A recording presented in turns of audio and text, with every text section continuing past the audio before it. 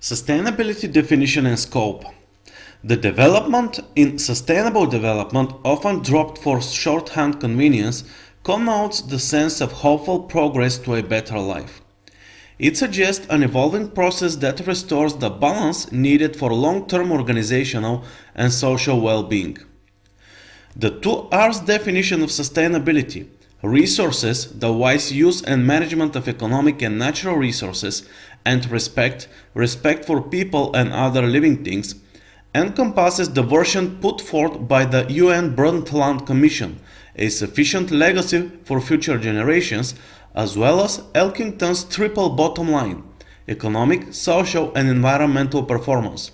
It also appears consistent with several other noteworthy definitions that have been put forth by others.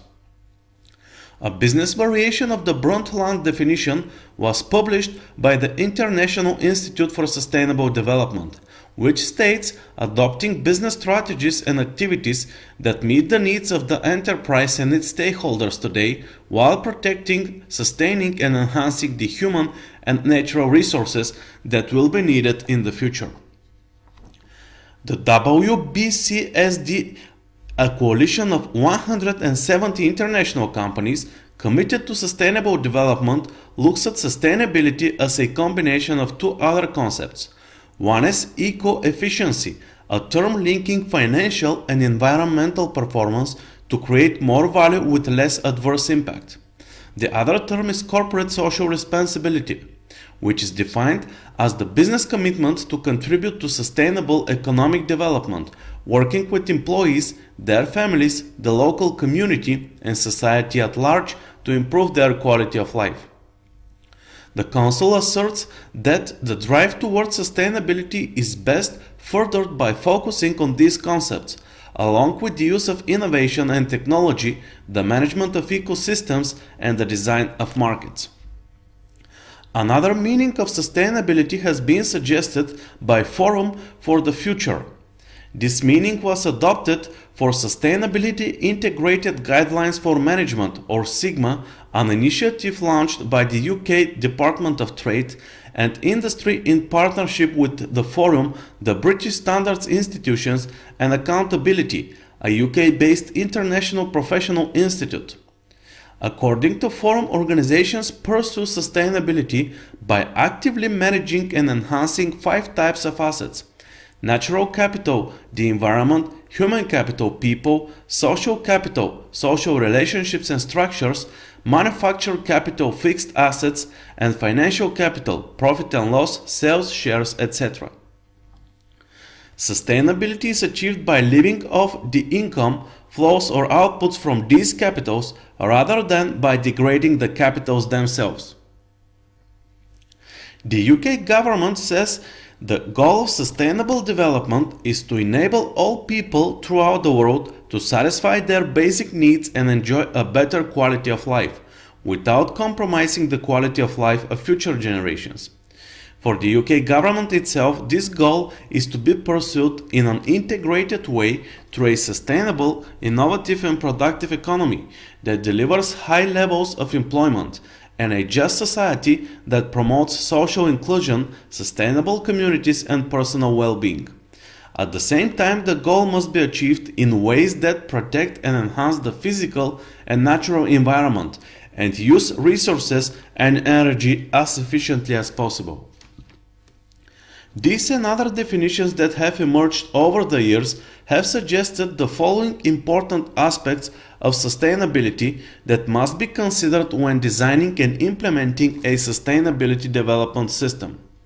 Multiple geographic levels.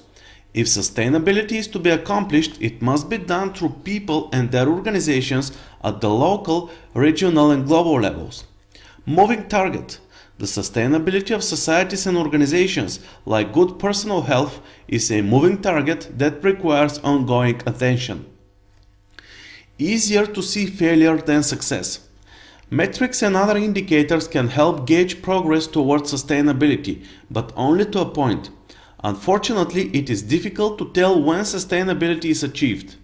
A society or an organization may be sustainable for one's lifetime, but will its processes, practices, and adaptability enable it to survive for decades, even centuries, and beyond?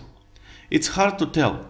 It's much easier to tell when organizations and societies fail the sustainability challenge, when they cease to exist because of shortcomings in managing economic or natural resources, or because of their lack of respect for people or other living things. Whether you are a society or organization, a failure to achieve sustainability means either complete annihilation or at best being assimilated by your rivals. That result is usually easy to spot. Shaping rather than stopping change. Of course, people can prevent some but not all turnover in societies and companies. But the quest for sustainability is not about halting change. Rather, it is about anticipating, planning for, and helping shape change, creating sustainable change. It is also about making transitions with the least amount of harm and suffering for humans and other forms of life, the least amount of social upheaval. The big concern, of course, is keeping people off the extinction hit list. At the very least, we don't want to add ourselves to that list by our own hand through a nuclear holocaust or by more subtle means that slowly erode the foundations of life. But mere survival is not enough. We want a life of mutual respect and well-being for everyone now and in the future. From the perspective of companies and other organizations, the goal is to anticipate and facilitate change in the development of products, services, processes, and practices to support the sustainability of society. The idea for such enterprises, of course, is to not only accomplish this goal, but to also become successful survivors as well. Economic sustainability more urgent but not more important.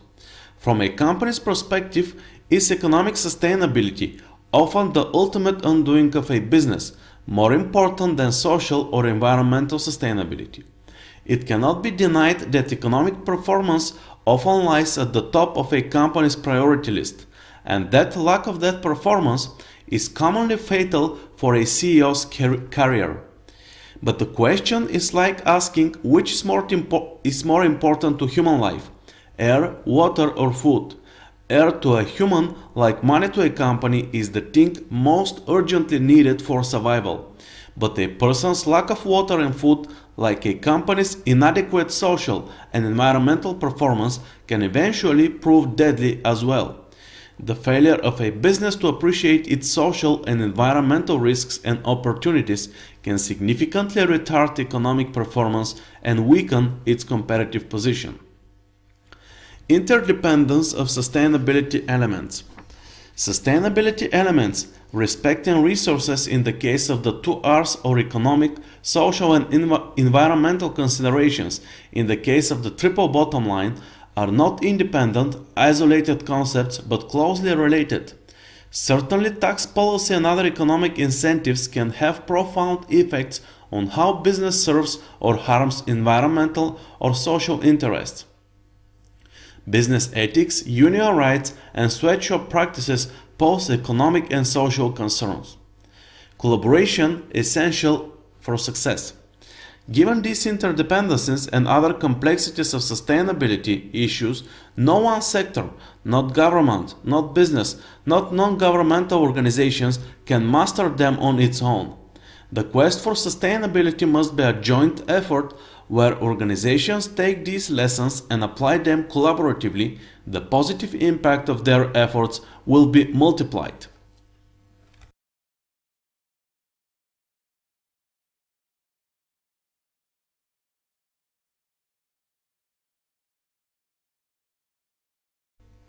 Unfortunately, none of the definitions we discussed previously provide sufficient direction to translate sustainability into practical action.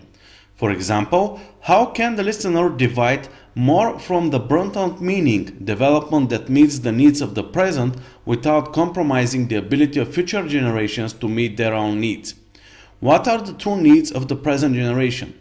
Under the triple bottom line definition, economic, social, and environmental responsibility, what do we mean by each of these three components? What topics do each embrace? These broad definitions provide no other suggestions about how to implement sustainability within a company. They don't tell us what sustainability is, and it's not at an operating level. To discern that, we will need to dig deeper, examining the expected sustainability behaviors of the organization and the topics those behaviors typically touch. To identify the behaviors, it is useful to approach the matter by asking a few fundamental questions. Those questions can be framed around the triple bottom line definition and linked to the two R's as follows. Question concerning economic success, the wise use of financial resources. Do our business activities promote sustainable economic health for the company and the global community? Question concerning social responsibility, respect for people. Do we conduct our business in a manner that contributes to the well-being of our employees and the global community? Question concerning environmental responsibility, respect for life, and the wise use and management of natural resources. Do we manage our operations in a way that is protective of the environment to help ensure the Earth can sustain future generations and the company's ability to meet future needs? These questions imply certain more specific obligations of a company, obligations that can be captured in a model sustainability policy. The written policy should include the company's commitment to sustainability and vision of performance in terms of economic success, the wise use of financial resources, social responsibilities, respect for people, and environmental responsibility, respect for life, and the wise use and management of natural resources. Some topics commonly covered under these policy obligations are listed here. The full list of resources and topics is available for the downloadable section of this lecture. These questions, obligations, and topics underscore two important points about sustainability as it applies to organizations. First, each of the three overarching areas of sustainability has an internal and an external aspect. Each organization must help assure the sustainability of itself as well as that of the external society. This acknowledges that the long-term success and survival of organizations is dependent upon the long-term success and survival of the communities in which they operate. It demands that companies go beyond their internal silos to understand, be a part of, and help improve the external world upon which they depend. Second, the wide range of questions posed emphasizes sustainability's broad reach into nearly every corner of company operations and society. In fact, for many organizations, this breadth may appear too overwhelming to manage. But for the many who struggled along the way and eventually turned back, seeing the breadth of sustainability development came to mean seeing the experience as hardship and wanting no more of it. Like dejected 19th century travelers, some companies of today take one glance at sustainability, immediately see the hurdle, and proceed no further. But as the pioneers taught us, the difficult paths often bring great rewards, not just for the initial travelers, but for those who come after them. Indeed, that is the promise of the path towards sustainability.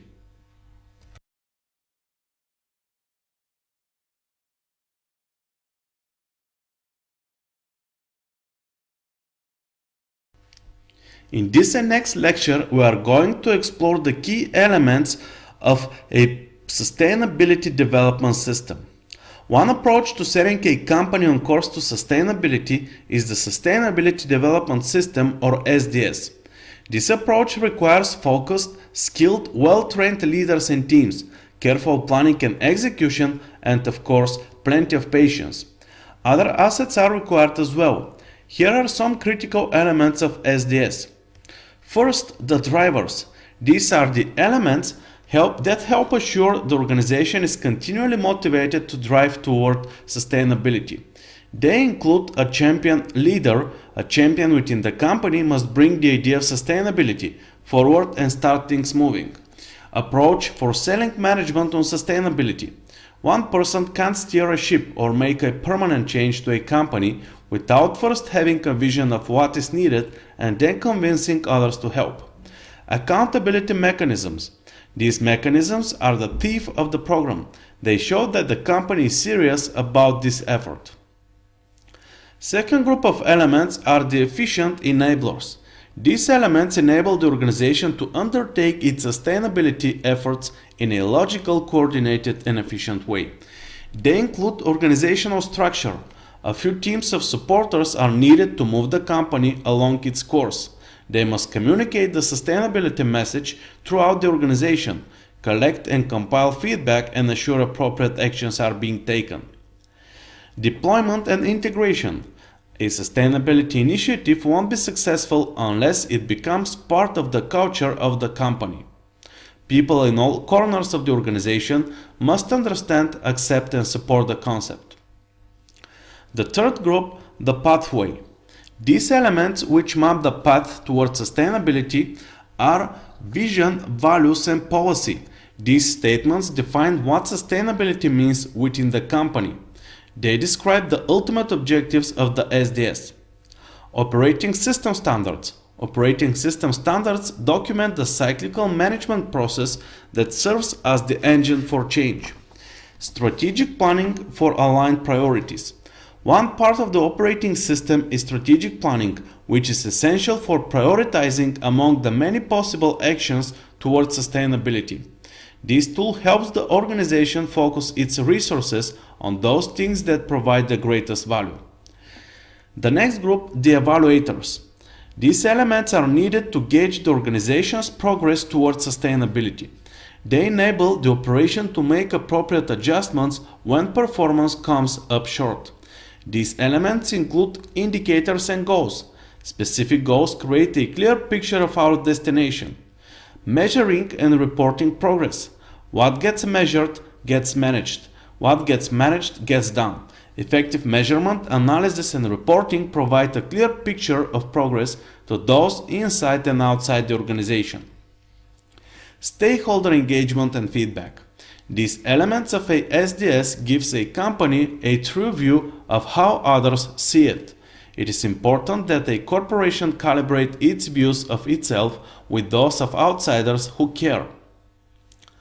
Armed with this broad understanding of these sustainability development system elements and their purposes, let's now examine 5 elements.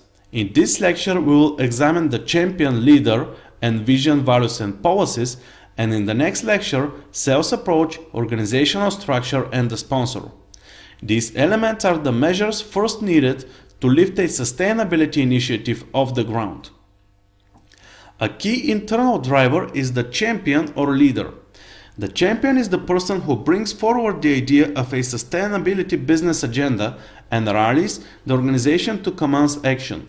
Champions, who can come from almost anywhere in the company, are the inspired true believers, the people with the insight that sustainability is vital to the company's and society's long-term success.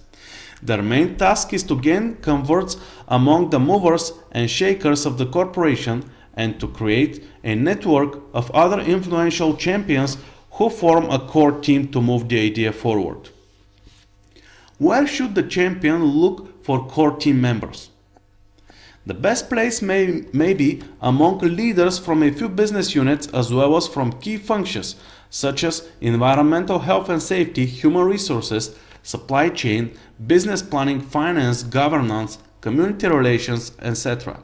The champion and core team can help sell the merits of a sustainability goal and SDS to senior management and recommend to them the organizational structure most effective in implementing and maintaining the system. People likely to succeed as the champion are those respected change agents within the company who are good collaborators and communicators, are knowledgeable about the company, its business and culture, and understand and have a passion for sustainability. Seasoned, effective, admired executives with these characteristics can be most successful in leading the change. Vision, values, and policies. External code. What everyone will first want to know from the champion leader is what is he or she asking the company to achieve and why is it important that the organization achieve it. The champion will need to answer to these questions to gain converts for the cause. The leader must also be able to respond on those points to move the organization to the desired destination of sustainability. The leader's main assignment is to work with company leaders and groups to design and implement an operating system, a sustainability development system that will carry the organization towards sustainability. This will involve the development of certain vision, policy, and planning documents. The starting point for company action is its mission statement and one or more documents which set forth the company's aspirations. The mission statement, commonly found at most sizable corporations, is a short statement describing the organization's main role, typically covering its purpose and the nature of its products, services, and customers. The aspirational statement may go under various names: vision, value statement, or policy, to name a few. Linking sustainability into a company's existing core documents is a convenient way of helping employees build on the familiar past and thereby ease the transition to sustainability. On the other hand, if the existing statements have generally been ignored in the company or are too general to form the basis for action, then a separate sustainability policy should be considered. Ideally, every company should have its own document of this type, one it has developed and fully embraces and that is tailored to its own operations and values. Such a document will make more sense to the organization than some external voluntary code and may therefore be more readily followed. However, that is not to say external codes should be ignored. Indeed, there are many ways they can prove valuable in defining a company's vision to sustainability. Types of codes. Voluntary codes, as we will use the term, entail any of a variety of codes, standards, and guidelines developed by non-governmental organizations, business groups, and other organizations. Voluntary codes related to sustainability are of four types. First are codes of organizational behavior. They are behavioral or ethics-like standards that the issuers believe organizations should follow. These codes are commonly framed as a series of obligations written in a style similar to that of the model sustainability policy, and they may be broad or specific in scope. The United Nations Global Compact is an example of a broad code of this type. Another type of code, the Product Certification Standard, sets forth the conditions under which a product must be produced in order to receive a particular certification. These standards cover various aspects of production, such as labor and fair trade practices and sustainable forestry and agriculture. Process standards present a methodology by which companies can achieve some end, such as improving performance. ISO 9001 and ISO 14001 are two popular examples. Process standards may have a specific focus covering such things as report verification of the management of quality, environmental health and safety, or labor rights.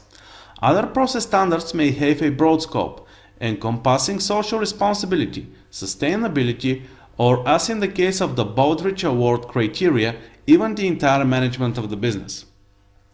Finally, reporting guidelines and standards, like those of the Global Reporting Initiative, provide guidance to organizations on what they should voluntarily disclose to the public concerning their sustainability policies, practices, and performance. What are the benefits of using codes? Companies may realize internal and external benefits by using voluntary codes in their quest for sustainability. Here are some of the benefits. First, ease of adoption, benchmarking for improvement, enhanced internal visibility of an initiative, strengthens reputation with external stakeholders, opens communication with external stakeholders, and magnifies voice for change. Determining which code to adopt. If voluntary codes can add business value, how does a company determine which ones to endorse? Each company must answer that by assessing the potential value of particular codes to its organization. Initially, a company may be drawn to a code because it has been supported by a number of industry peers, because it has gained considerable publicity, or because it involves some topic of particular interest.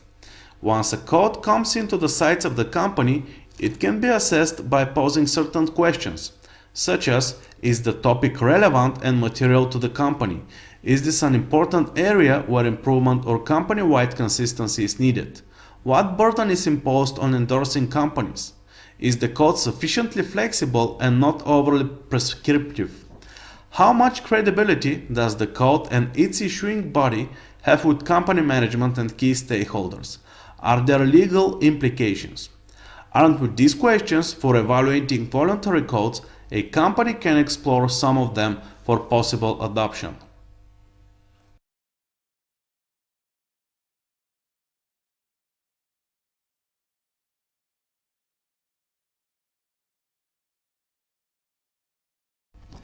Let's continue with the key elements of sustainability development system. Selling management on sustainability. Defining what sustainability means to a company through a mission or value statement, policies or external codes is an indispensable step in moving the organization to it.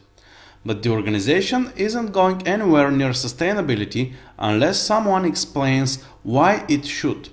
Personnel time and other resources are too valuable to waste on an initiative that has no merit. Someone must answer the question why. Initially, that falls to the champion as she tries to recruit allies to the core team. Later, it becomes the focus of the leader as she or he attempts to gain support from management for adopting a sustainability vision, values, and policies and implementing a sustainability development system. Finally, it becomes the charge of the leader, core team, management, and others as they reach for broad employee support and work to change the culture of the company. Here are some items to consider in a presentation to top management. Many of these points are also worth evaluating for presentations, soliciting support from other internal groups. First, reconfirm the CEO's vision. Restate the CEO's vision for the company. Indicate that the concept of sustainability can help achieve that vision and make the company a stronger, more admired business. Offer a vision for moving the corporation towards sustainability. Sustainability is not an easy concept to grasp quickly.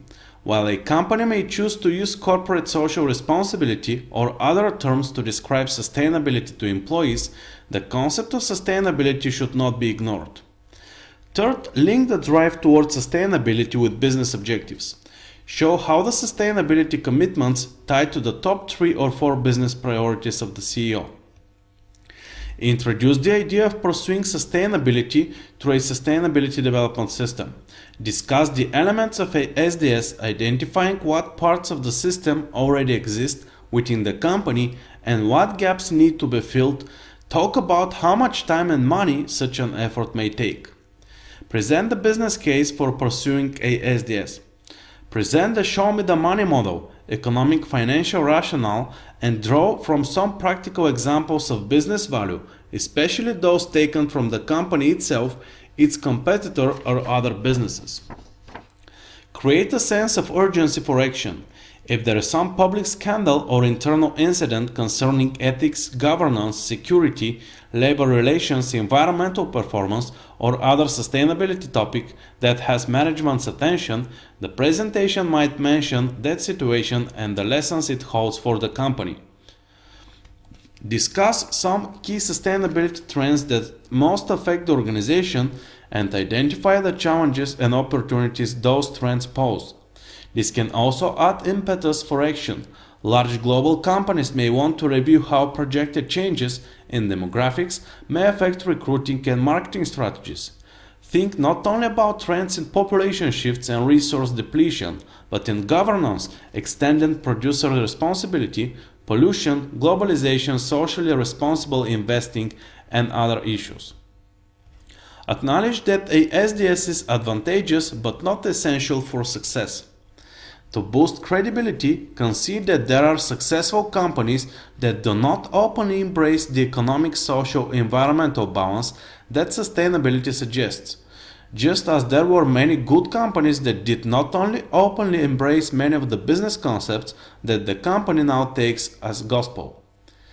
Show lists of global reporting initiative companies. Observe that many respectable companies are moving along the path of sustainability to one extent or another. Use the language of business. For example, talk about conducting an enterprise risk and opportunity assessment, protecting assets and investments, responding to the growing interest of investors, strengthening brands, and building credibility with key constituents. Request specific action to be taken by the audience. In speaking with the CEO or other top executive group, you might ask for comments on the draft sustainability policy and for authorization to solicit further feedback on it from other groups, with a specific date targeted for final approval. Once top management is sold on a SDS, the next stop is the board of directors. It's not unusual for the board or its public policy committee or other subgroup to periodically receive status updates or issue briefings from various functional leaders of the company. These leaders may, for example, be those from environmental health and safety, human resources, business practices, ethics, governance, risk management, and corporate communications. Instead of providing these presentations individually at separate times, they can be linked together in a single several-hour session devoted to sustainability. Organizational structure, multidisciplinary teams.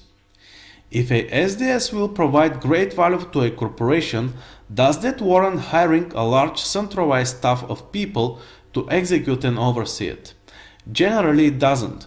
However, many companies have appointed directors or vice presidents of sustainability, corporate social responsibility, or global citizenship. Many others have dedicated sustainability managers. Some of these executives have only small supporting staffs who work with the company's functional departments and businesses through various sustainability teams.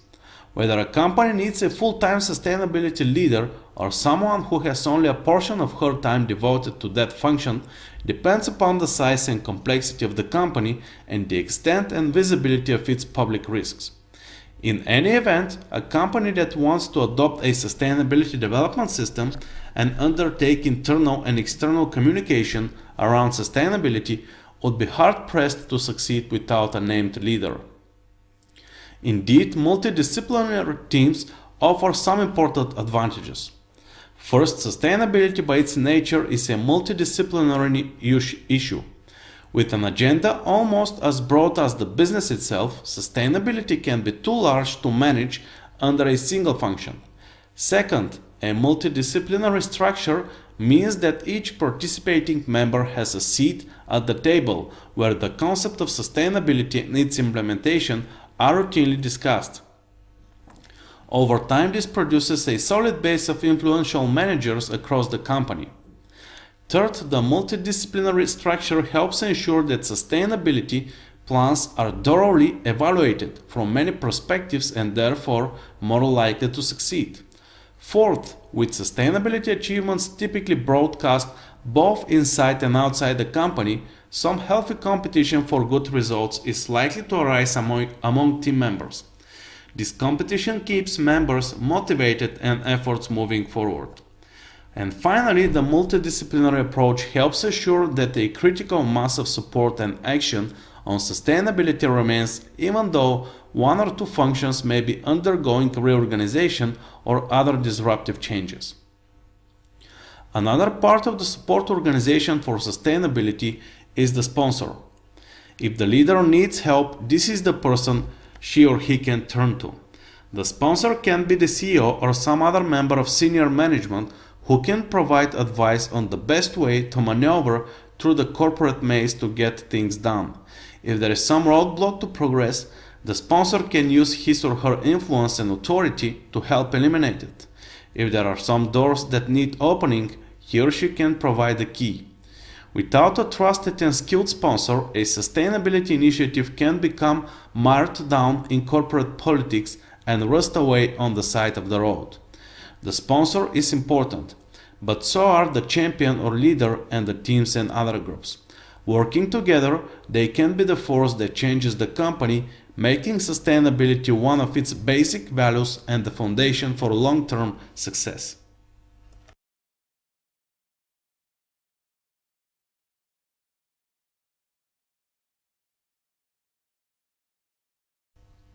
Building a sustainability development system.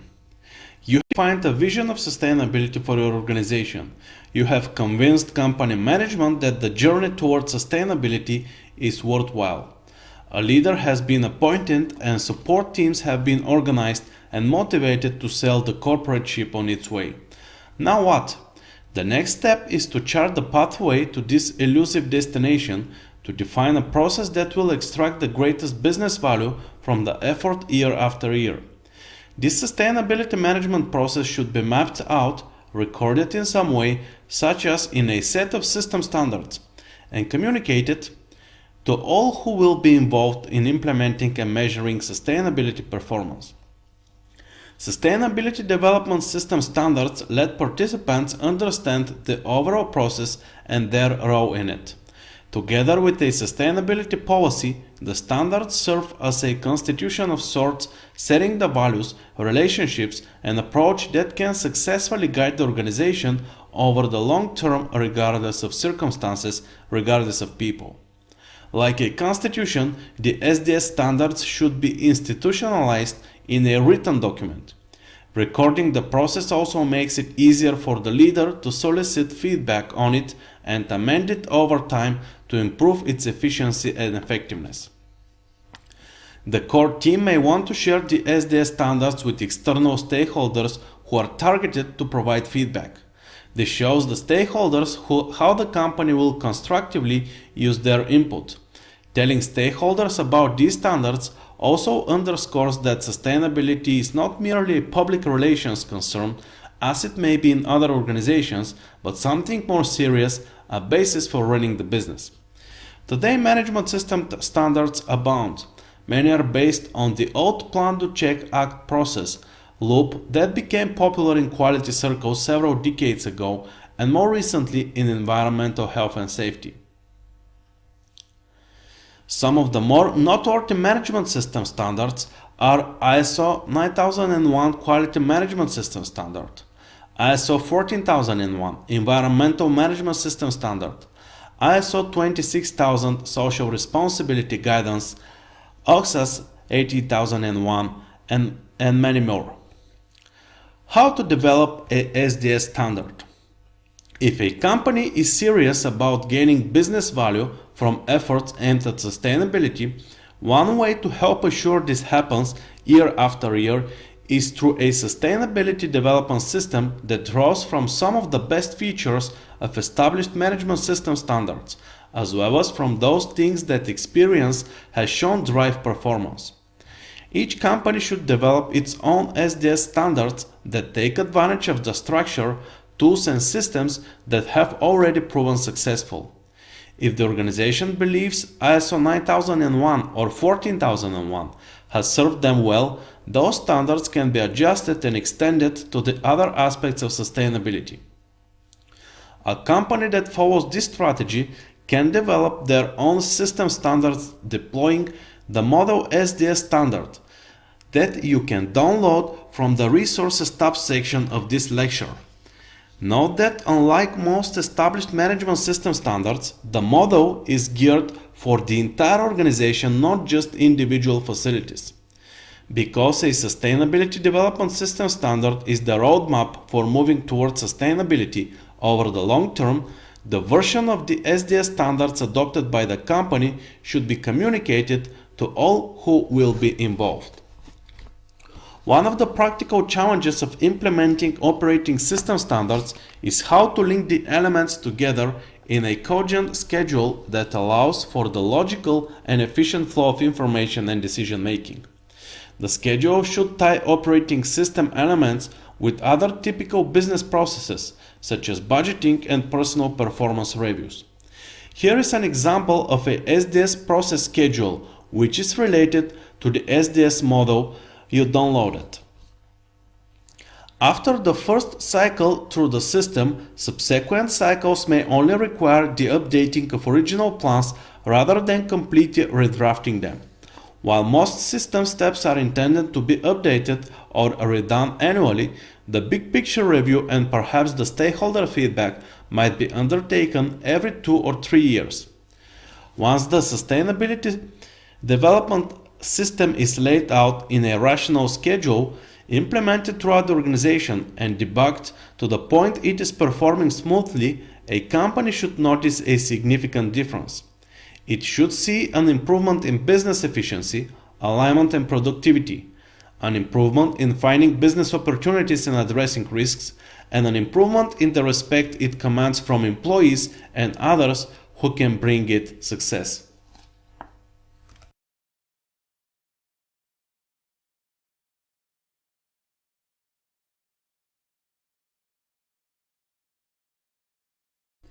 Sustainability reporting. To communicate clearly and openly about sustainability, a global shared framework of concepts, consistent language, and metrics is required. It is the Global Reporting Initiative's (GRI) mission to fulfill this need by providing a trusted and credible framework for sustainability reporting that can be used by organizations of any size, sector, or location. Transparency about the sustainability of organizational activities is of interest to a diverse range of stakeholders, including business, labor, non-governmental organizations, investors, accountancy, and others. This is why GRI has relied on the collaboration of a large network of experts from all of these stakeholder groups in consensus-seeking consultations. These consultations, together with practical experience, have continuously improved the reporting framework since GRI's founding in 1997. This multi-stakeholder approach to learning has given the reporting framework the widespread credibility it enjoys with a range of stakeholder groups. The purpose of a sustainability report. Sustainability reporting is the practice of measuring, disclosing, and being accountable to internal and external stakeholders for organizational performance towards the goal of sustainable development. Sustainability reporting is a broad term considered synonymous with others used to describe reporting on economic, environmental, and social impacts, or triple bottom line. A sustainability report should provide a balanced and reasonable representation of the sustainability performance of a reporting organization, including both positive and negative contributions. Sustainability reports based on the Global Reporting Initiative reporting framework disclose outcomes and results that occurred within the reporting period in the context of the organization's commitments, strategy, and management approach.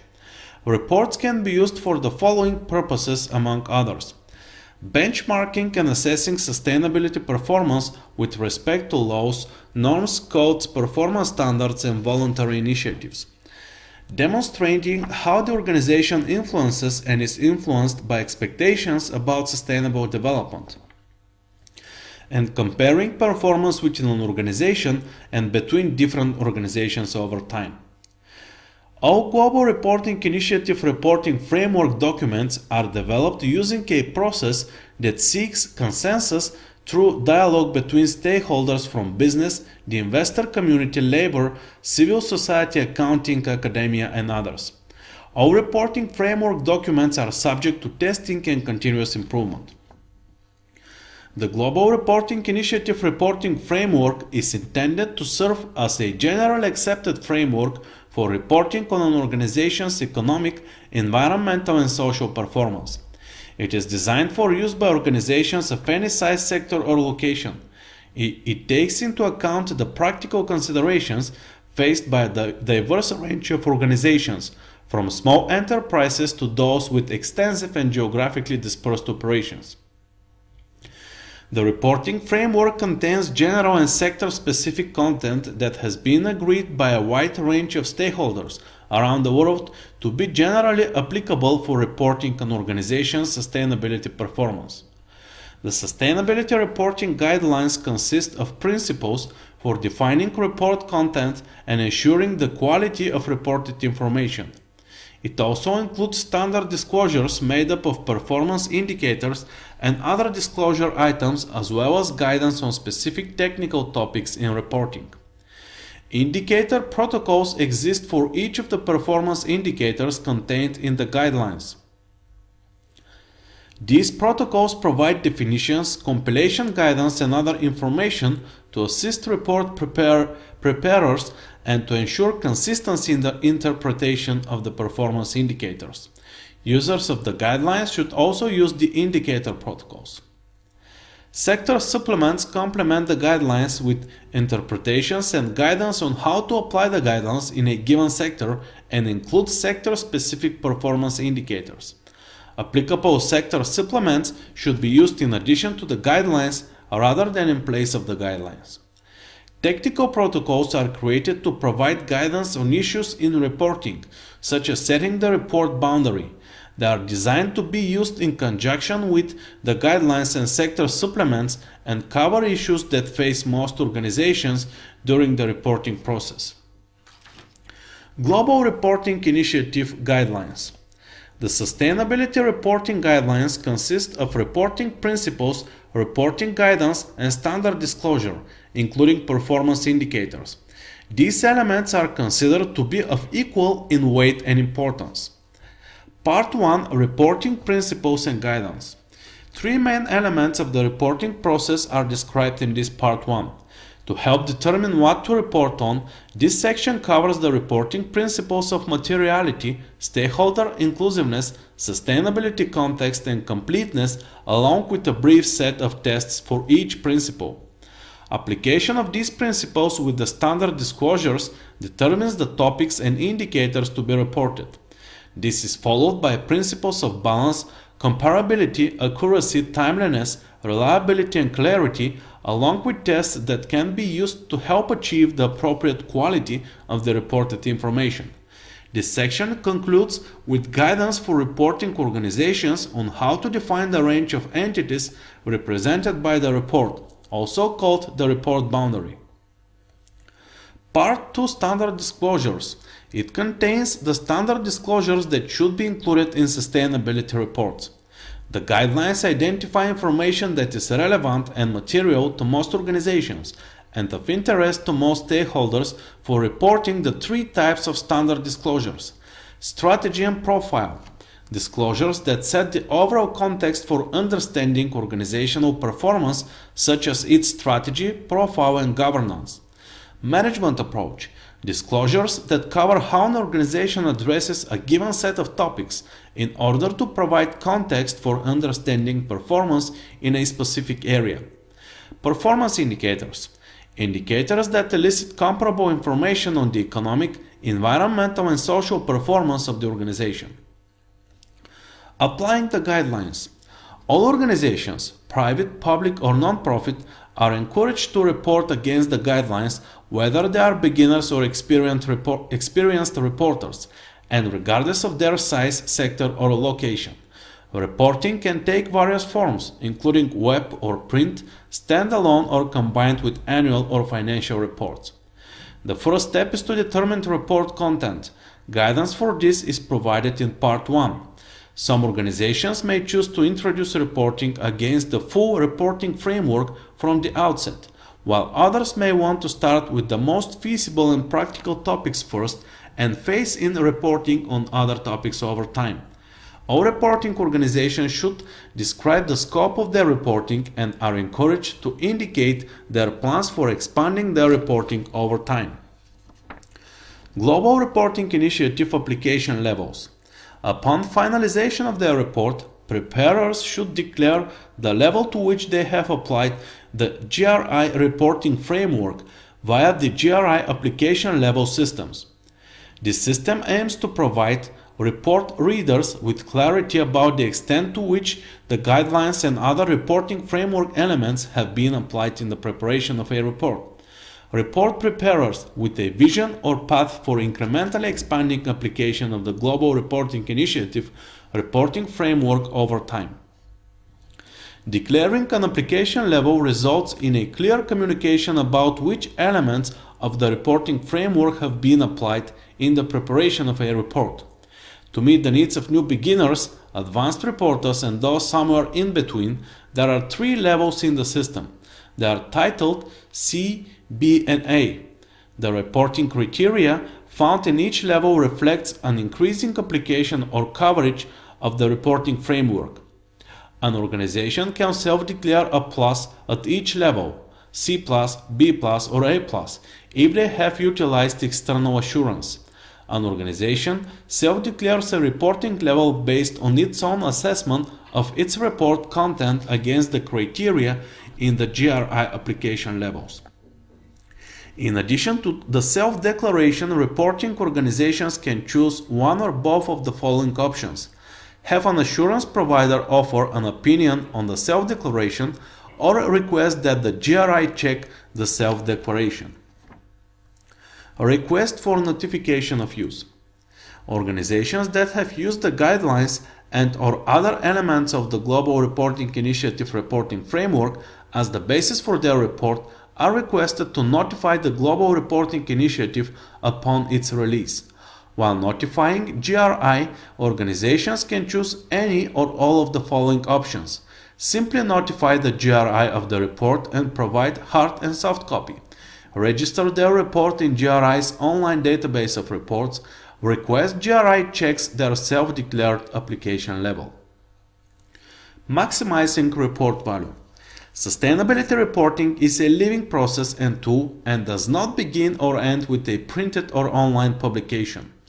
Reporting should fit into a broader process for setting organizational strategy, implementing action plans, and assessing outcomes. Reporting enables a robust assessment of the organization's performance and can support continuous improvement in performance over time. It also serves as a tool for engaging with stakeholders and securing useful input to organizational processes.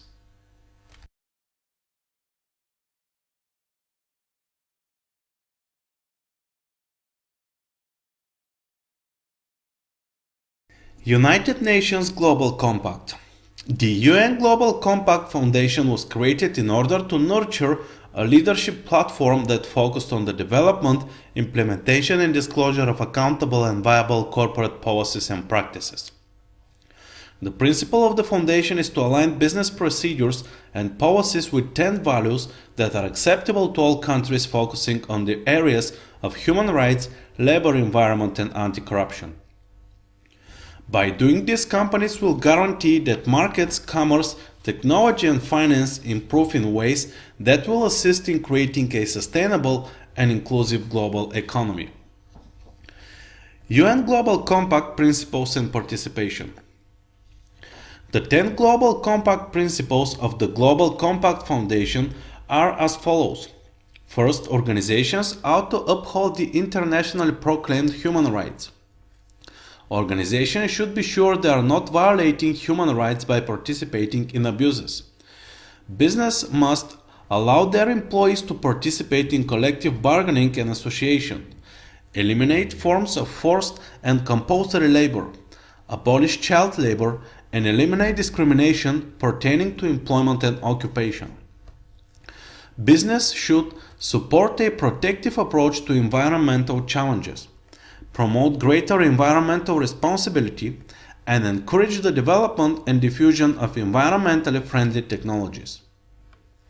And businesses need to work against corruption of all forms, including extortion and bribery.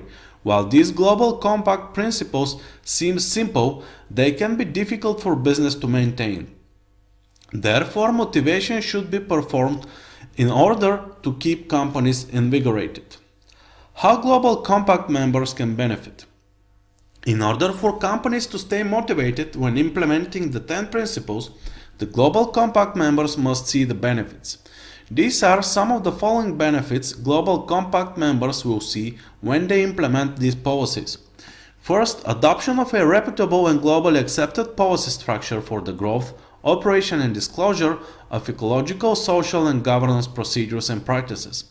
Second, sharing best and developing practices to advance real-world solutions and approaches to common challenges. Third, progressing sustainability solutions in partnership with a range of investors, including UN agencies, governments, civil society, labor, and other non-business interests. Next, linking organizations and affiliates across the value chain with the UN Global Compact's local networks around the world. Next, accessing the United Nations information of and familiarity with sustainability and expansion issues. So as you can see, there are many benefits to utilizing the Global Compact network. Maximizing engagement by utilizing Global Compact networks. In order to maximize the engagement of the company participating in the UN Global Compact Foundation, the company should participate in the Global Compact network by getting in touch with the local networks around them. These local networks, present in over 100 countries across the globe, help companies with their implementation efforts and create opportunities for further engagement and collective action. These networks help with some of the following. Dialogue and learning. In order to continuously improve, a company's culture of dialogue and learning must be solid. The UN Global Compact encourages communication between businesses and their stakeholders when it pertains to critical challenges. Seminars and meetings take place in order to discuss the diverse range of sustainability issues at the global, regional, and local levels. Specialized work streams. Due to the new global economy, businesses now have to evolve rapidly and focus on key trends that drive this economy and the principles that go along with these trends. The UN Global Compact responded to these trends by creating workshops for business that focus on important issues such as climate change, water conservation and care, gender equality, children's rights, management education and training, and responsible investment. These workshops or work streams allow companies to become involved in the ever-changing economy and the principles across the globe. The UN Global Compact hopes to bring together ideas and implement them through their members in order to create a more productive, sustainable workforce. The partnership project's goals are to bring together the private and public sectors of business in order to combine valuable resources, skills, and expertise. Since the UN Global Compact is the primary entry point of the businesses to the UN system, the project is uniquely positioned to channel the capabilities and assets of its participants and other stakeholders. These partnerships focus in some of the following areas in order to create an environment where there are only win-win situations, so as to strengthen the bonds between the two sectors: poverty reductions, healthcare, education, and community development. In order for a company to establish a UN Global Compact environment, they should make the UN Global Compact principles an imperative part of their business strategy, daily operations, and organizational culture. To start this, the company should integrate the UN Global Compact and its principles into the decision-making processes of the highest level authority body, should participate in partnerships to develop broader growth goals, add to its annual report or sustainability report a description of the steps that are taken in order to implement the principles and support broader development objectives. The UN Global Compact is about sharing information and creating a global economy that will grow steadily and be sustainable in the future. UN Global Compact Management Model. Once a company decides to commit to the Global Compact, the UN Global Compact Management Model helps companies ensure that their corporate sustainability strategy is aligned with both the letter and the spirit of the Global Compact. Here we provide a simple yet broad and flexible model to guide companies of all sizes through the process of organizational change to embrace corporate sustainability by implementing the 10 principles into day-to-day operations and organizational culture.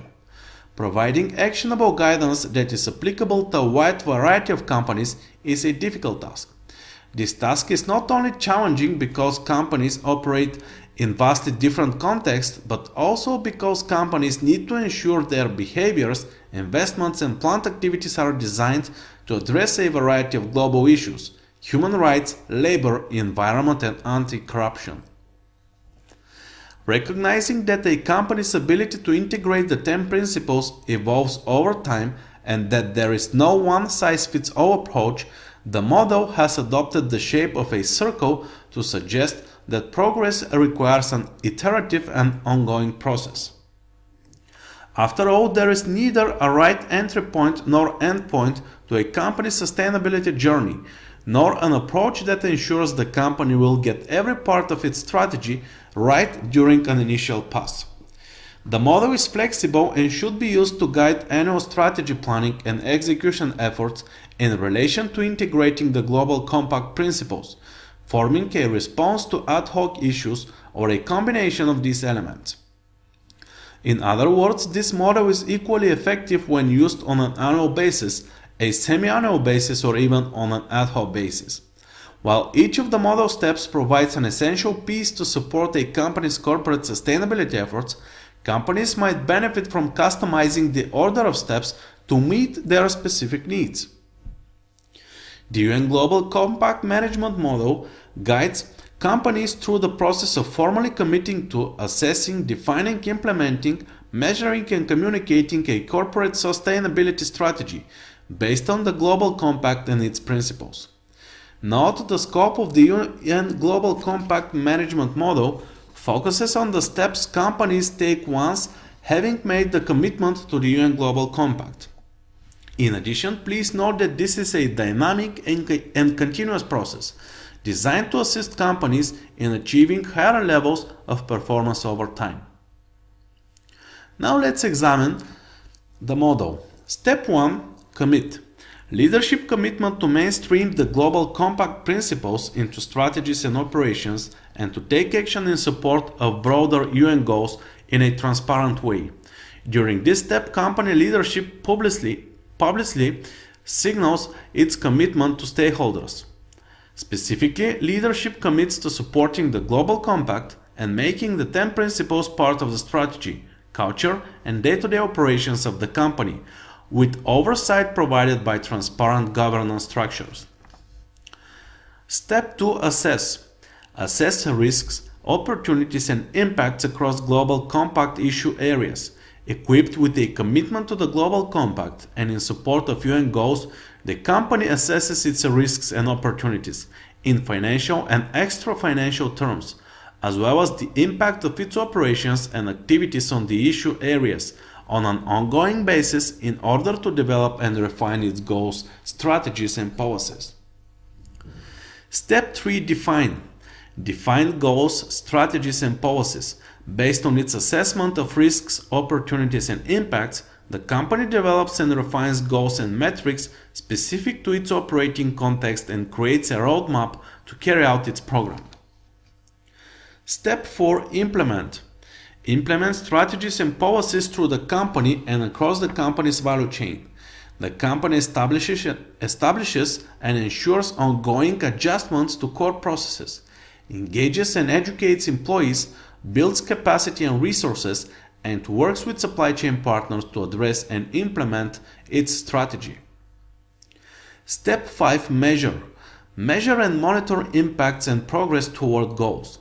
The organization adjusts its performance management systems to capture, analyze, and monitor the performance metrics established in the assess and define steps. Progress is monitored against goals and adjustments are made to improve performance. Step 6. Communicate. Communicate progress and strategies and engage with stakeholders for continuous improvement.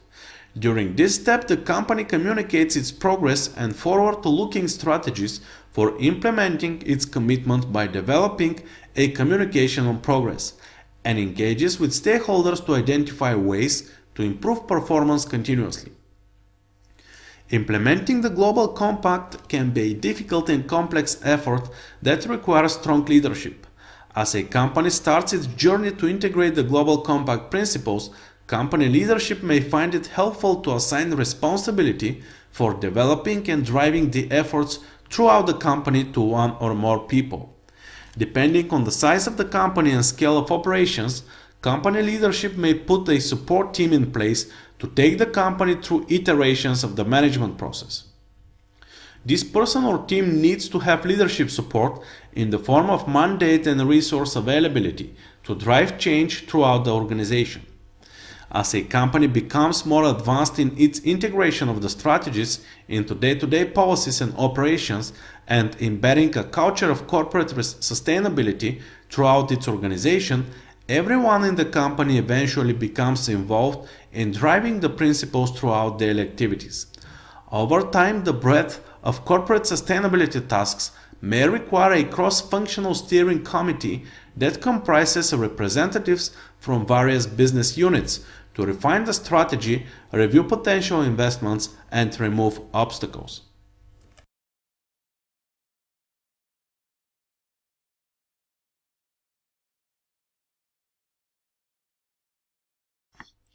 Defining environmental costs.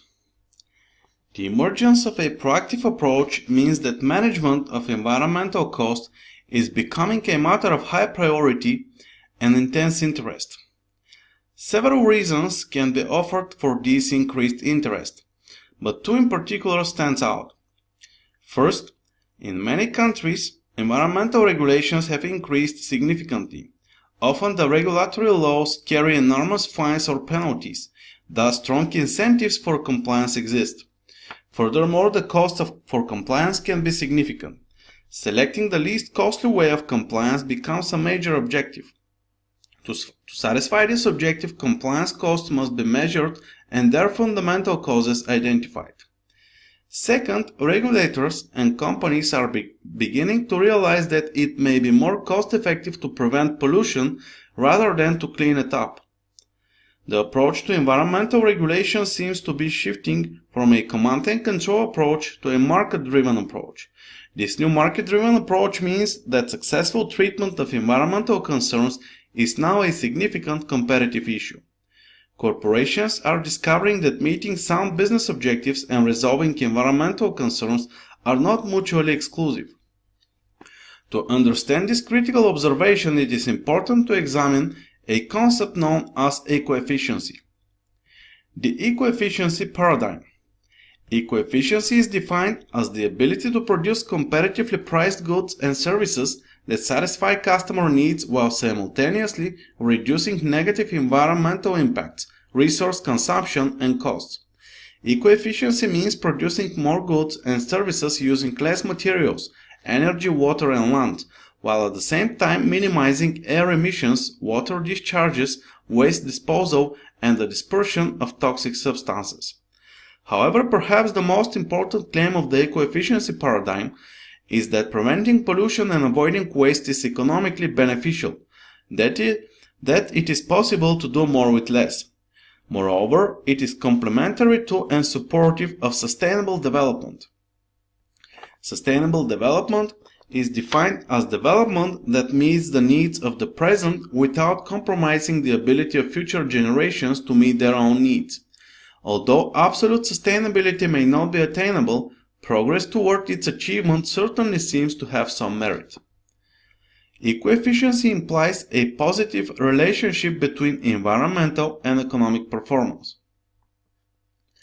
This picture here illustrates the objectives, opportunities, and outcomes that define the relationships envisioned by eco-efficiency. Four broad objectives are revealed. First, reduce the consumption of resources. Second, reduce the environmental impact. Third, increase product value. And fourth, reduce environmental liability. Reducing the consumption of resources entails such things as reducing the use of energy, materials, water, and land. It also includes increasing product durability and enhancing product recyclability. Reducing environmental impact is primarily concerned with minimizing releases of pollutants into the environment and encouraging the sustainable use of renewable resources. Increasing product value means that products are produced that provide the functionality that customers need, but with fewer materials and less resources. It also means that products are produced without degrading the environment, and their use and disposal are environmentally friendly. The fourth objective, reducing environmental liability, requires that a company identify and efficiently manage the risks and opportunities relating to the environment. Achievement of the objectives requires a firm to seek opportunities to improve eco-efficiency, which brings us to the second level of the picture. Process improvement and innovation are familiar methods for increasing efficiency. In this case, however, the objective is to increase eco-efficiency, which means that process changes must focus simultaneously on reducing costs and improving environmental performance. Process improvement is most useful for improving relative environmental performance, but process reengineering is probably more suitable for major advances in eco-efficiency. Revalorizing byproducts describes the search for ways to convert waste materials into useful products or useful inputs for other companies' products. The third and final level of the picture illustrates the payoffs of eco-efficiency. Pursuing the opportunities just discussed can produce a number of beneficial outcomes. Reduced environmental impacts can create social benefits like a better public image and better relations in the community and with regulators. This in turn improves the company's image and enhances its ability to sell products and services. Efforts to improve eco-efficiency also may increase revenues by creating new markets. Eco-efficient firms tend to reduce their environmental risks and consequently capture external benefits such as lower cost of capital and lower insurance rates. Finally, cost reductions follow improvements in environmental performance. The cost reduction and competitiveness incentive is particularly important. Environmental costs can be a significant percentage of total operating costs. Interestingly, many of these costs can be reduced or eliminated through effective management. For example, knowledge of environmental costs and their causes may lead to redesign of a process that, as a consequence, reduces the materials used and the pollutants emitted to the environment. Thus, current and future environmental costs are reduced, and the firm becomes more competitive. Competing paradigms. Eco-efficiency is not the only environmental cost paradigm. A competing paradigm is that of compliance management. Compliance management is simply the practice of achieving the minimal environmental performance required by regulations, and to do so as cheaply as possible. No effort is made to go beyond this minimal environmental performance because the belief held is that improving environmental performance and improving economic performance are incompatible objectives. This view is driven by the concept that pollution, a negative output, could be reduced only by using resources that could have been used to produce good output. Thus, improving environmental performance is virtually always a costly activity for a firm. A second competing paradigm is that of guided eco-efficiency.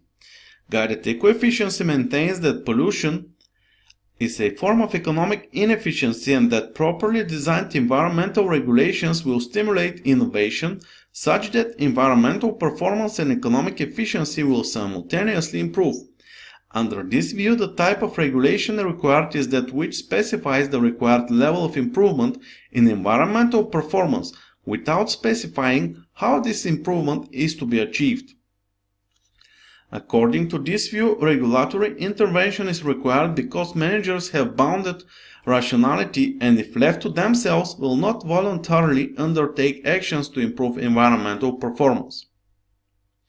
Regulation signals to managers that economic inefficiencies are present and that through innovation, cost savings can be realized with an attendant improvement in environmental performance.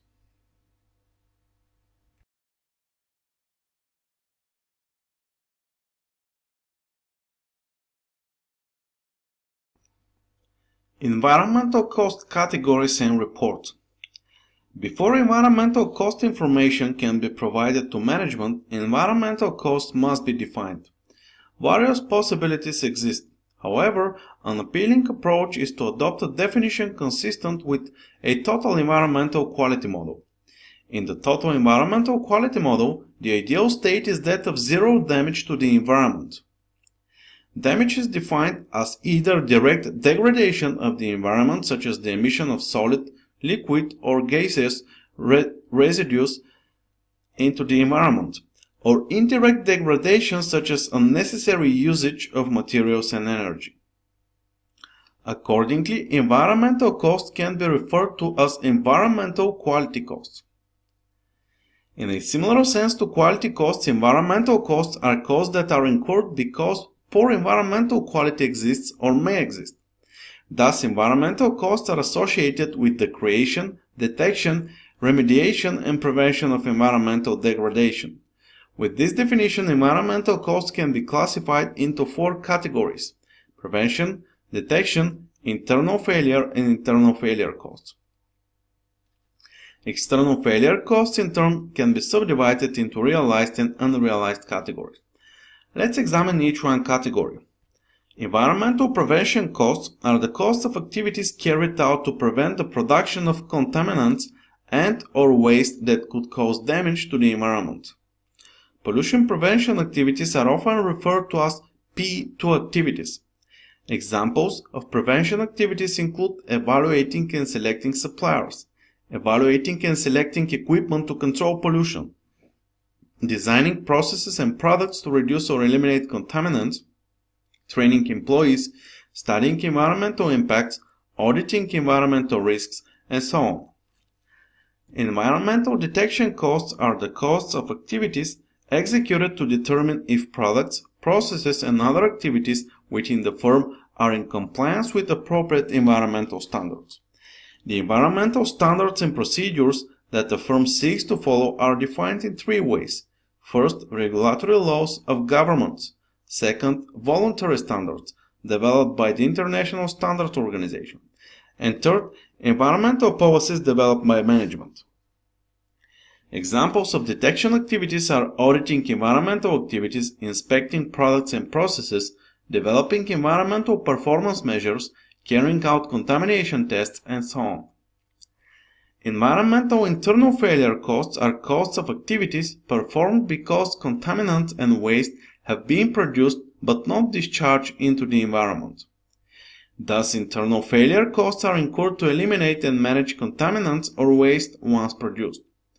Internal failure activities have one of 2 goals. First, to ensure that the contaminants and waste produced are not released to the environment, or second, to reduce the level of contaminants released to an amount that complies with environmental standards. Examples of internal failure activities include operating equipment to minimize or eliminate pollution, treating and disposing of toxic materials, maintaining pollution equipment, and so on. Environmental external failure costs are the costs of activities performed after discharging contaminants and waste into the environment. Realized external failure costs are those incurred and paid by the company. Unrealized external failure or social costs are caused by the firm but are incurred and paid for by parties outside the firm. Societal costs can be further classified as those resulting from environmental degradation and those associated with an adverse impact on the property or welfare of individuals. In either case, the costs are borne by others and not by the firm, even though the firm causes them. Of the 4 environmental cost categories, the external failure category is the most devastating. Examples of realized external failure activities are cleaning up a polluted lake, cleaning up oil spills, cleaning up contaminated soil, using materials and energy inefficiently, and so on. Examples of societal costs include receiving medical care because of polluted air, losing a lake for recreational use because of contamination, and so on. This picture here summarizes the 4 environmental cost categories and lists specific activities for each category. Within the external failure cost category, societal costs are labeled with an S. The costs for which the firm is financially responsible are called private costs. All costs without the dollar label are private costs.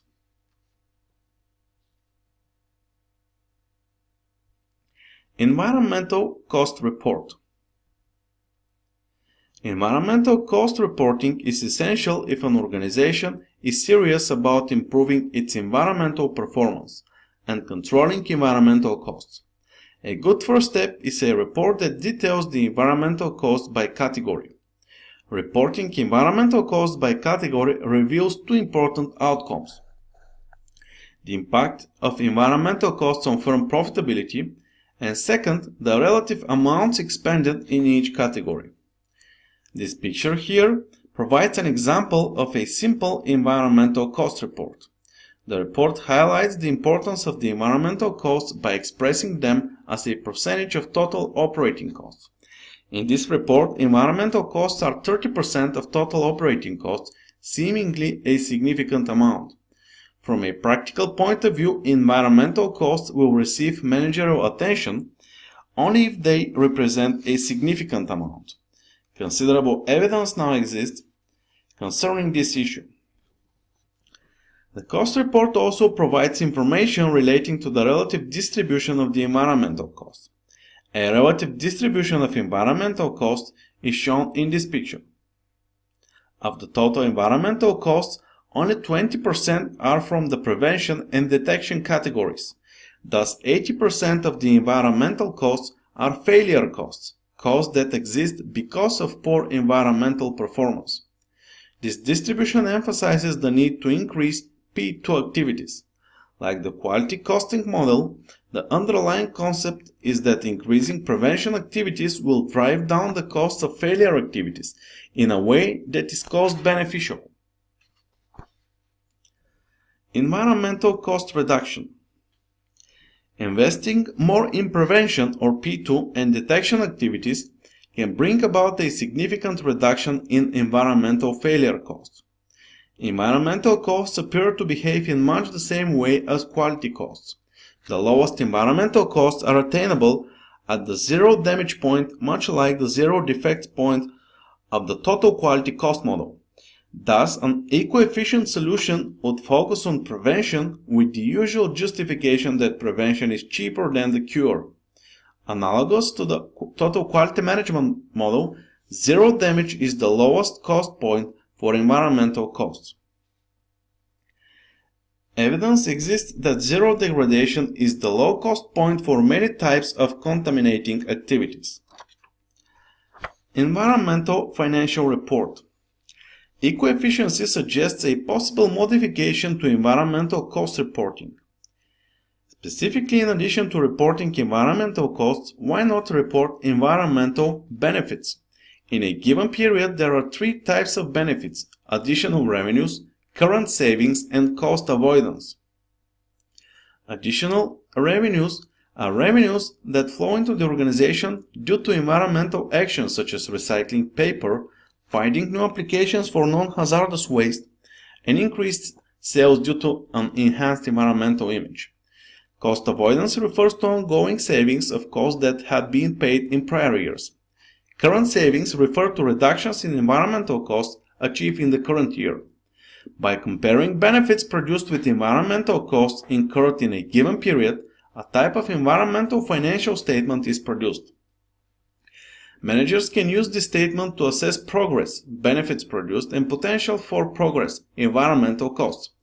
The environmental financial statement should also form part of an environmental progress report that is provided to shareholders on an annual basis.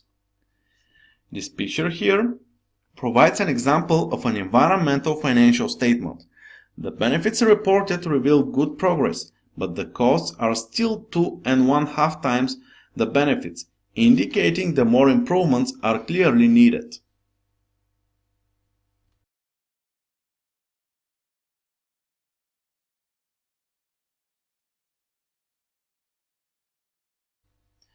Environmental costing. Both products and processes are sources of environmental costs. Processes that produce products can create solid, liquid, and gaseous residues that are subsequently introduced into the environment. These residues have the potential of degrading the environment. They then are the causes of both internal and external environmental failure costs. Production processes are not the only source of environmental costs. Packaging is also a source. Products themselves can be the source of environmental costs.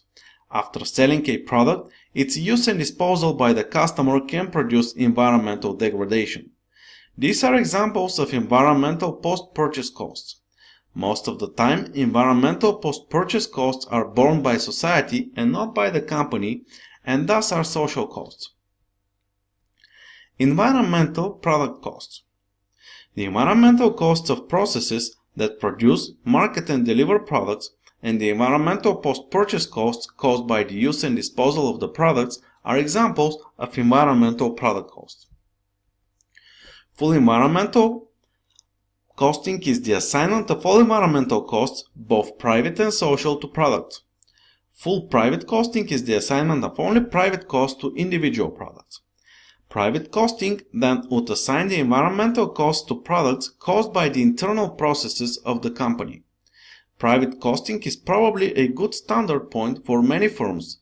Private cost can be assigned using data created inside the firm. Full costs require gathering of data that are produced outside the firm from third parties. As the firm gains experience with environmental costing, it may be well advised to expand product cost assignments and implement an approach called life cycle cost assessment, which is explained in the next lecture. Assigning environmental cost to products can produce valuable managerial information. For example, it may reveal that a particular product is responsible for much more toxic waste than other products. This information may lead to an alternative design for the product or its associated processes that is more efficient and environmentally friendly. Unit-based environmental cost assignments. In most cost accounting systems, environmental costs are hidden within overhead. Using the environmental cost definitions and classification framework just developed, environmental costs must first be separated into an environmental cost pool. Once separated into their own pool, unit-based costing would assign these costs to individual products, using unit-level drivers such as direct labor hours and machine hours. This approach may work well for a homogeneous product setting. However, in a multiple product firm with product diversity, a unit-based assessment can produce cost distortions. Suppose, for example, that a company produces two products, window and door parts. There are 200,000 parts of each type produced, and each part requires 1/4 of a machine hour. Assume also that machine hours will be used to assign environmental costs to products. In producing the parts, methylene chloride emissions occur. To produce these emissions, a special government permit must be purchased that costs $600,000. The permit must be renewed every 3 years. Thus, the permit cost is $200,000 per year. The permit authorizes a certain level of chloride emissions. If emissions exceed the allowed level, a fine is imposed. One unannounced inspection occurs each quarter. The firm averages $100,000 per year in fines. Thus, the annual cost of methylene chloride emissions is $300,000. The environmental cost per machine hour is $3. Use of this rate produces an environmental cost per unit of $0.75 for each product. The accuracy of the assignment is critical. For example, what if the window parts are responsible for all or most of the emissions? If window parts are responsible for all of the emissions, then the environmental cost should be $1.50 per unit for this product and $0 per unit for door parts. In this case, the window parts were undercosted and the door parts were overcosted. Activity-based environmental cost assignment. The emergence of activity-based costing facilitates environmental costing. Tracing the environmental cost to the products responsible for the environmental cost is a fundamental requirement of a sound environmental accounting system. Assigning costs using causal relationships is needed. This approach, of course, is exactly what ABC costing does. Now let's revisit the previous example. Emitting methylene chloride is the environmental activity, in this case an external failure activity. The cost of the activity is the cost of the fine and the permit fees, $300,000. Assume now that the quantity of emissions is the activity output measure. Let that quantity be 60,000 units. The activity rate is $5 per unit. If window parts produce 60,000 units of emissions and door parts produce 0 units, then the cost assignments are as they should be: $300,000 to window parts and 0 to door parts. This ABC assignment produces a unit environmental cost of $1.50 for window parts and 0 for door parts. The costs assigned in this example are all private costs. Social costs are also possible. If they occur and can be estimated, then a fuller costing approach can be used. For example, suppose that methylene chloride emissions cost $300,000 per year in medical expenses for those who live in the community affected by the emissions. In this case, the cost per unit for window parts would double. Now let's see an example with multiple activities. The methylene chloride example had only one activity. In reality, there will be multiple environmental activities. Each activity will be assigned costs and activity rates will be computed. These rates will then be used to assign environmental costs to products based on usage of the activity. Here is a picture that shows the assignment of environmental costs to two different types of products when there are a variety of activities. This cost assignment allows managers to see the relative environmental economic impact of the two products. To the extent that environmental costs reflect environmental damage, the unit environmental cost can also act as an index or measure of product cleanliness. The dirtier product can then be the focus of efforts to improve environmental performance and economic efficiency. The picture reveals, for example, that the Model 2 has more environmental problems than the Model 1. Model 2's environmental costs total $760,000 and are 19% of the total manufacturing costs.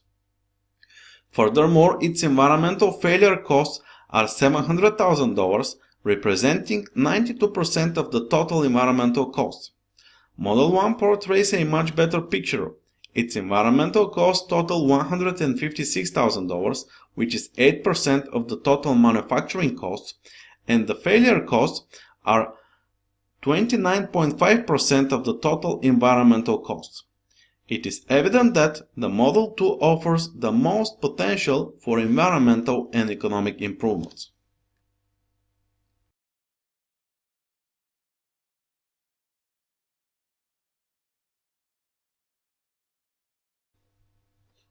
Let's continue with the life cycle cost assessment. The environmental product costs may reveal a need to improve a company's product stewardship. Product stewardship is the practice of designing, manufacturing, maintaining, and recycling products to minimize adverse environmental impacts. Life cycle assessment is the means for improving product stewardship. Life cycle assessment identifies the environmental consequences of a product through its entire life cycle and then searches for opportunities to obtain environmental improvements. Life cycle cost assessment assigns costs and benefits to the environmental consequences and improvements. Product life cycle. There are 5 stages in the life cycle of a product: resource extraction, product manufacture, product use, recycling and disposal, and packaging. Here it is illustrated on this example. As illustrated, the different life cycle stages can be under the control of someone other than the producer of the product. Note also that the source of materials for the product can come through extraction, raw materials, or from recycling. If all or some of the product's components cannot be recycled, then disposal is required and waste management becomes an issue. The life cycle viewpoint adopted combines supplier, manufacturer, and customer viewpoints. Thus, both internal and external linkages are considered important in assessing environmental consequences of different products, product designs, and process designs. If the cost accounting system is going to play a role in life cycle assessment, then the most obvious system is assessing and assigning the environmental costs caused by the producer in each of the life cycle stages. Managers will then be able to compare the economic effects of competing designs. However, before discussing cost assessment, a more detailed understanding of life cycle analysis is needed. Assessment stages. Life cycle is defined by three formal stages: inventory analysis, impact analysis, and improvement analysis. Inventory analysis specifies the types and quantities of materials and energy inputs needed and the resulting environmental releases in the form of solid, liquid, and gaseous residues. Inventory analysis spans the product life cycle. Impact analysis assesses the environmental effects of competing designs and provides a relative ranking of those effects. Improvement analysis has the objective of reducing the environmental impacts revealed by the inventory and impact steps. To illustrate inventory analysis, consider single-use hot drink cups for fast food restaurants. A producer can choose to make the cups using either paper or polystyrene foam. Each stage in the cup's life cycle produces certain key questions. What are the materials required for each type of cup? What are the energy requirements to produce each product? What kinds of effluents and emissions are produced by each? What is the recycle potential, and what are the resources required for ultimate disposal? Answering these questions defines inventory analysis. This picture here provides answers for the questions based on data reported in one study. Impact analysis. Impact analysis next assesses the meaning of the values provided by the inventory analysis step. For example, one advantage of paper cups is that paper is made from a renewable resource, wood and chips, whereas the polyfoam cup relies on petroleum, a non-renewable resource. More careful examination, however, reveals that paper cups actually use more petroleum than polyfoam cups. The reason, to convert wood chips to pulp to paper cups, uses energy. Effluents and emissions produced during the product's life cycles are also listed in the picture. Interestingly, the only significant environmental release for polyfoam cups is pentane, a blowing agent. On the other hand, production of paper cups requires extensive use of inorganic chemicals and large amounts of water effluents. Furthermore, recycling seems to favor polyfoam cups. However, ultimate disposal, at least in landfills, tend to favor paper cups because of their biodegradability. Yet this advantage is called into question by recent studies indicating that biodegradable materials and anaerobic landfills remain undegraded over a relatively long period of time. From the viewpoint of a variety of environmental impacts, perhaps polyfoam cups are better than paper cups. Cost assessment. Up to this point, the analysis has used only non-financial measures and qualitative factors. The hot drink cup example, however, does offer the opportunity to introduce costs and discuss their value in life cycle assessment. Life cycle cost assessment is determining the financial consequences of the environmental impacts identified in the inventory and improvement steps of life cycle assessment. Assessing environmental costs for the inventory stage can facilitate impact analysis.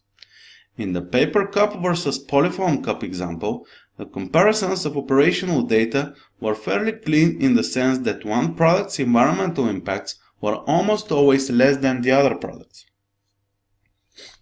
But even here some questions can be raised.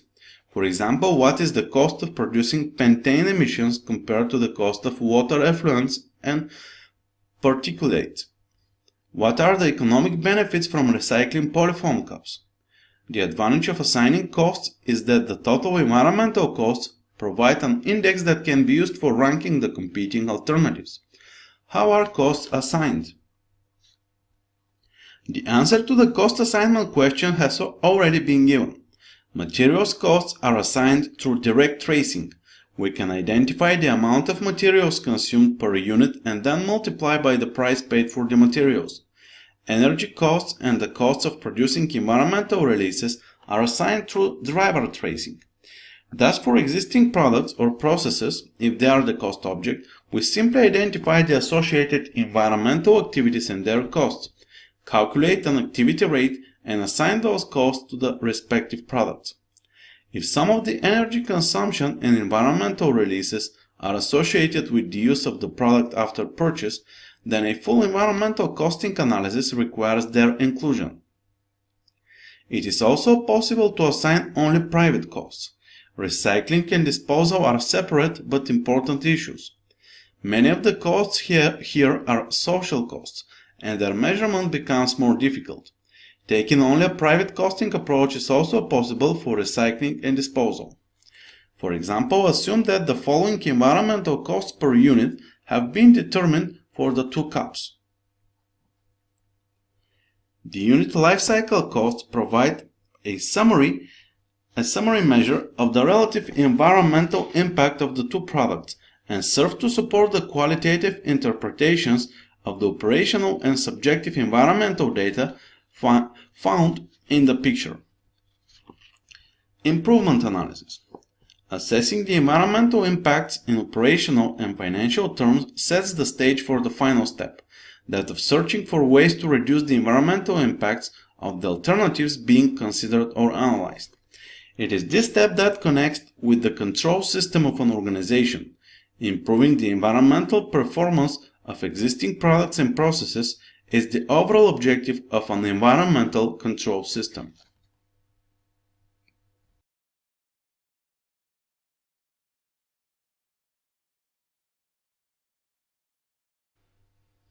Strategic environmental responsibility accounting. The overall goal of improving environmental performance suggests that a continuous improvement framework for environmental control would be the most appropriate. In fact, an environmental perspective is a possible 5th perspective for the Balanced Scorecard framework. The creators of the Balanced Scorecard mention a specific instance where a company added an environmental perspective to their Balanced Scorecard. If one accepts the eco-efficiency paradigm, then an environmental perspective is legitimate because improving environmental performance can be the source of a competitive advantage, the criterion for its perspective to be included. A strategic-based environmental management system provides an operational framework for improving environmental performance. For example, linking the environmental perspective to the process perspective is critical for improving environmental performance. Knowledge of root causes for environmental activities is fundamental to any process design changes needed to improve environmental performance. Thus, the Balanced Scorecard framework supplies objectives and measures that are integrated to achieve the overall goal of improving environmental performance. Environmental perspective. We can identify at least 5 core objectives for the environmental perspective. First, minimize the use of raw or virgin materials. Second, minimize the use of hazardous materials. Then, minimize energy requirements for production and use of the product. Minimize the release of solid, liquid, and gaseous residues. And maximize opportunities to recycle. 2 environmental themes are associated with materials and energy. The first 3 core objectives. First, no more energy and materials should be used than absolutely necessary, conservation issue. Second, means should be sought to eliminate the use of materials and energy that damage the environment, hazardous substance issue. Performance measures should reflect these 2 themes. Thus, possible measures would be total and per unit quantities of the different types of materials and energy, productivity measures, output materials, output energy, and hazardous materials, energy costs, expressed as a percentage of total materials cost. The fourth core objective can be realized in one of 2 ways. First, using technology and methods to prevent the release of residues once produced, and second, avoiding production of the residues by identifying fundamental causes and redesign products and processes to eliminate the causes. Of the 2 methods, the second is preferred. The first method is analogous to obtaining product quality by inspection and rework, inspecting in quality. Experience with quality management has revealed that this approach is much more costly than doing it right the first time. The same outcome is likely to be true for the control of residues once produced. It makes more sense to avoid the residues than to contain them once produced. Performance measures for this objective include pounds of toxic waste produced, cubic meters of effluents, tons of greenhouse gases produced, and percentage reduction of packaging materials.